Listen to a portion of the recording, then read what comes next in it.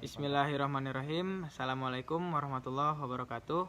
Perkenalkan, nama saya Royan Farhani Iskandar, NPM 1921919064 dari kelas 2B Pendidikan Jasmani. Di sini saya akan membahas dan menerangkan tentang strategi belajar mengajar gerak. Yang poin-poin yang saya akan bahas itu ada 4. Yang pertama mengenai pengaturan urutan materi belajar, kemudian pengaturan waktu latihan, pengaturan lingkungan belajar, dan metode mengajar. Baik, langsung saja. Yang pertama, pengaturan urutan materi belajar. Seorang ahli mengemukakan 3 pendapat yang mendasari pengembangan strategi belajar. Yang pertama, Advanced Organizer dari Ausubel, yang merupakan pernyataan pengantar yang membantu siswa mempersiapkan kegiatan belajar baru dan menunjukkan hubungan antara apa yang akan dipelajari dengan konsep atau ide yang lebih luas. Kemudian yang kedua, Discovery Learning dari Brunner, yang menyarankan pembelajaran dimulai dari penyajian masalah dari guru untuk meningkatkan kemampuan siswa dalam menyelidiki dan menentukan pemecahannya. Ketiga, peristiwa belajar dari Jejne. Belajar bermakna dari Ausubel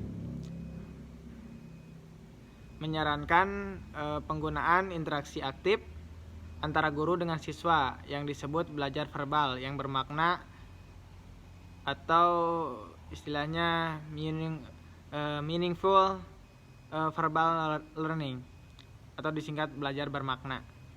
Pembelajaran ini menekankan pada expository dengan cara guru menyajikan materi secara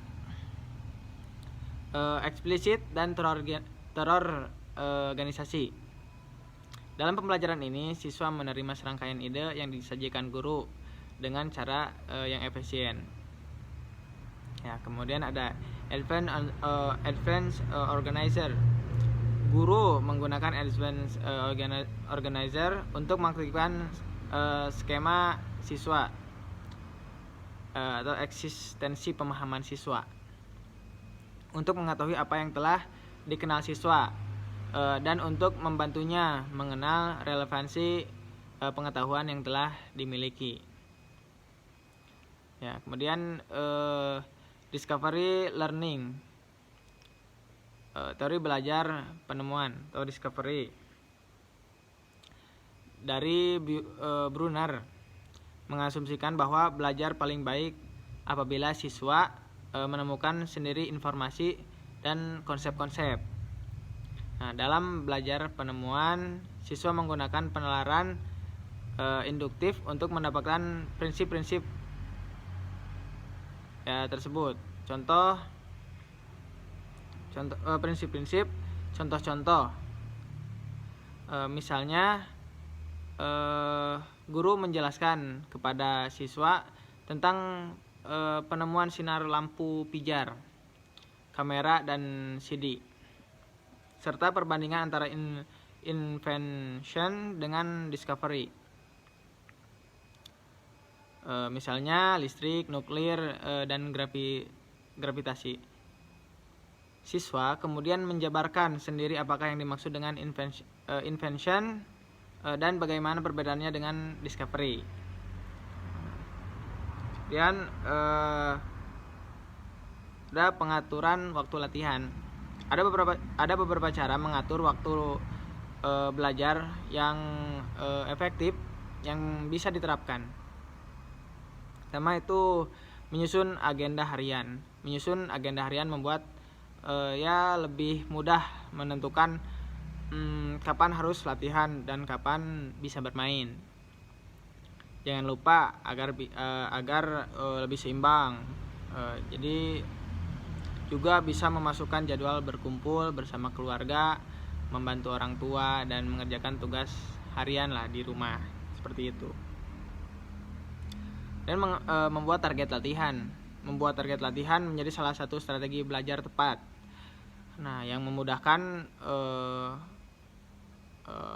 orang tuh lebih fokus mendalami materi yang ingin dikuasai. Kemudian menentukan waktu luang atau membagi waktu lah. Menentukan waktu luang menjadi bagian penting dari cara mengatur waktu latihan efektif. Latihan sampai lupa waktu tentu akan membuatmu mudah lelah dan stres. Untuk menghindarinya, bersantai sejenak sembari mendengarkan musik lah. Bisa seperti itu, atau dengan hal yang positif lainnya. Dan pilih metode yang sesuai. Setelah menyusun target latihan, kamu bisa orang tuh bisa mencari metode belajar yang sesuai dengan yang biasa dilakukan lah. Disiplin dan konsisten. Disiplin dan konsisten merupakan strategi latihan tepat dan kunci keberhasilan untuk melakukan segala hal. Yaitu jelas, karena kalau kita latihan terus-menerus tapi ya tidak disiplin dan konsisten dalam hal apa saja yang berkaitan dengan apa yang ingin dicapai, ya itu sama saja bohong lah. Pastikan diri itu bisa terus disiplin dan konsisten mematuhi agenda harian yang sudah kamu susun lah. Lakukan evaluasi. Setelah cara-cara sebelumnya sudah kamu terapkan, hal terakhir yang perlu dilakukan adalah mengevaluasi cara membuat jadwal latihan sehari-hari dan target latihan dalam seminggu. Nah, kemudian pengaturan lingkungan belajar. Prinsip pengaturan lingkungan belajar dan bermain anak tingkat perkembangan.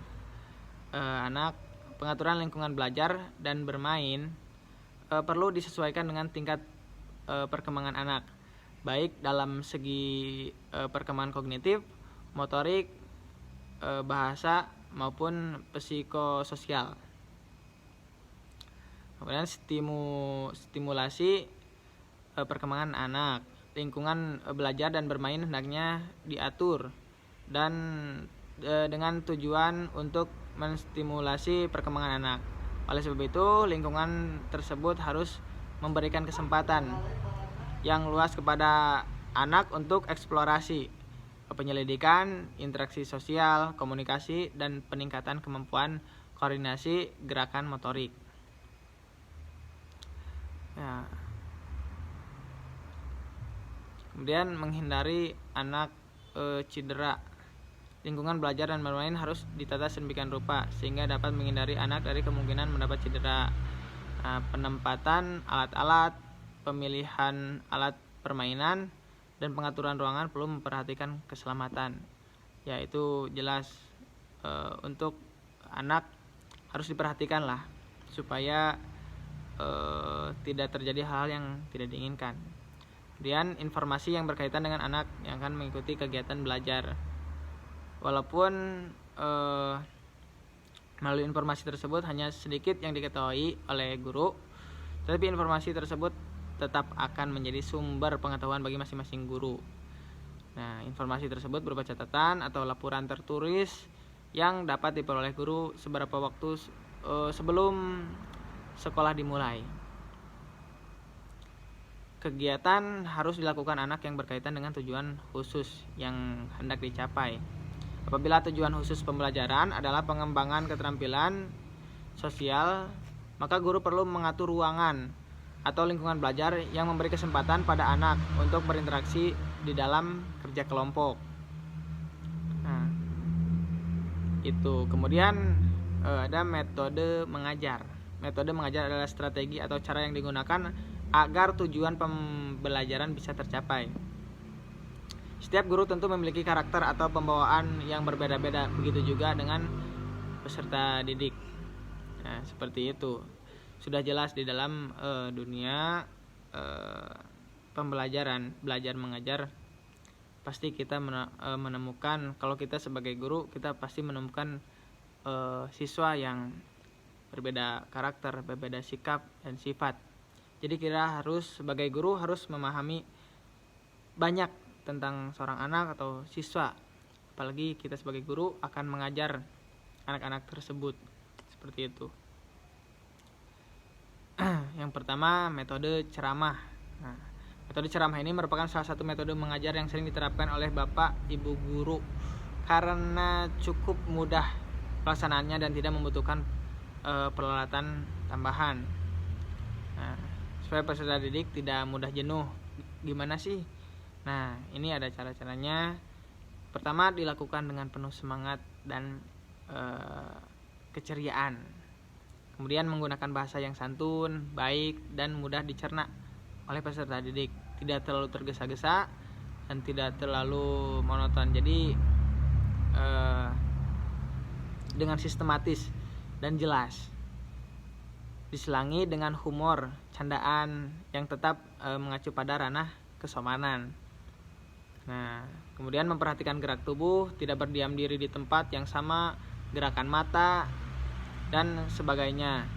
Hal itu bisa menambah ketertarikan peserta didik pada Bapak Ibu dalam mengajar. Jadi kita nanti sebagai calon guru, amin, harus bisa membuat siswa itu minat kepada mata pelajaran yang kita ajarkan, seperti itu. Kemudian harus adanya metode diskusi. Metode diskusi itu metode mengajar yang dirancang dalam forum diskusi antara siswa. Artinya siswa harus mampu memecahkan permasalahan melalui kelompok diskusinya. Untuk melalui metode ini guru, Bapak Ibu tuh bisa membagi peserta didik menjadi beberapa kelompok. Anggota setiap kelompok juga harus bervariasi. Nah, itu. Kemudian ada metode resitasi. Pada dasarnya metode resitasi ini merupakan umpan balik yang diberikan guru pada peserta didik, yaitu dengan mewajibkan peserta didik membuat ringkasan materi yang telah disampaikan. Nah, materi bisa disampaikan dengan metode ceramah, visual, atau melalui video, atau melalui audio. Pembuatan ringkasan diharapkan bisa meningkatkan ingatan peserta didik tentang materi yang telah ditulis atau diajarkan. Kemudian ada metode eksperimen. Eksperimen itu merupakan salah satu metode yang cukup efektif untuk mendapatkan kesimpulan terhadap suatu permasalahan. Dengan adanya eksperimen, para peserta didik diharuskan menjalankan serangkaian proses ilmiah hingga diperoleh suatu hasil. Jadi harus kita banyak mencoba hal-hal baru yang mungkin belum kita coba belum kita lakukan. Nah, kita coba yang khususnya itu positif. Kemudian metode demonstrasi.